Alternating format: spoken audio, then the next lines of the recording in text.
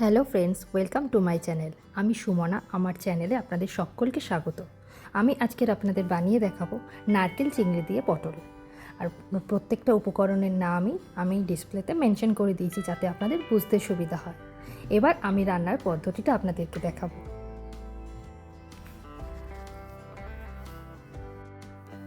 কড়াই গরম হলে রিফাইন্ড অয়েল দিতে হবে। আমি এখানে সানফ্লাওয়ার অয়েল ইউজ করেছি। তেলটা গরম হয়ে আসলে পটলগুলো একে একে দিয়ে দিতে হবে। পটলগুলোকে আপনি আগে থেকেও নুন হলুদ মাখিয়ে রেখে দিতে পারেন, আমি এখানে পরে ইউজ করেছি। সামান্য একটু হলুদ দিলাম,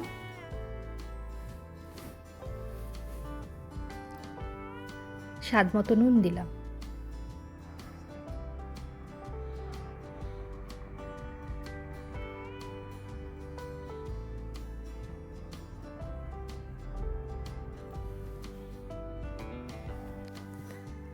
পটলগুলো ফ্রাই হয়ে যাওয়ার পর আমি পটলগুলোকে একে একে তুলে নিলাম। আগের তেলের সাথে কিছুটা পরিমাণ সর্ষের তেল, মাস্টার্ড অয়েল ইউজ করে আমি তেলটাকে গরম হওয়ার পর কড়াইতে কালো জিরে আর কাঁচা লঙ্কা ফোড়ন দিয়ে নিলাম।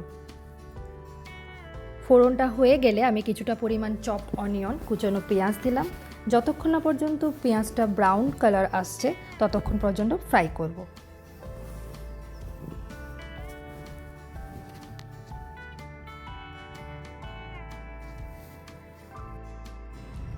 এবার আমি কাজু, পোস্ত, চালমগজ, সর্ষে বাটাটা কড়াইতে দিয়ে দিলাম। এবার যতক্ষণ পর্যন্ত না এর থেকে একটু তেলটা ছাড়ছে ততক্ষণ পর্যন্ত আমি এটাকে কুক করব। আরও নতুন নতুন ভিডিও দেখার জন্য চ্যানেলটাকে সাবস্ক্রাইব করে রাখুন।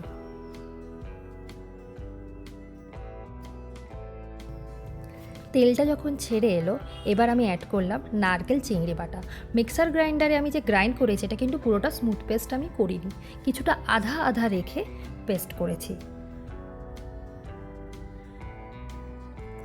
এবার স্বাদ মতো নুন দিয়ে দিলাম, স্বাদ মতো চিনি দিয়ে দিলাম।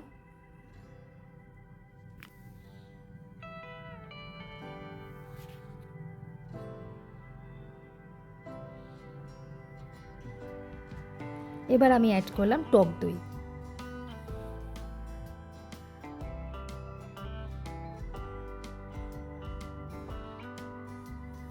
কিছুটা পরিমাণ গরম জল ইউজ করলাম।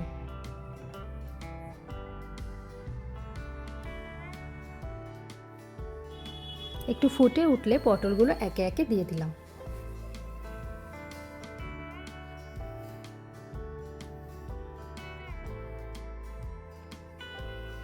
এবার আমি ঢাকা দিয়ে দেবো যতক্ষণ না পর্যন্ত একটু ভালো করে কুক হচ্ছে। একটু গরম জল ইউজ করলাম।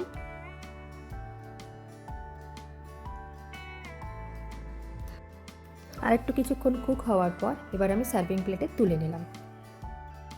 রেসিপিটা আপনাদের কেমন লাগলো অবশ্যই কমেন্টে জানাবেন। ভালো লাগলে একটা লাইক করে দেবেন। Thank you.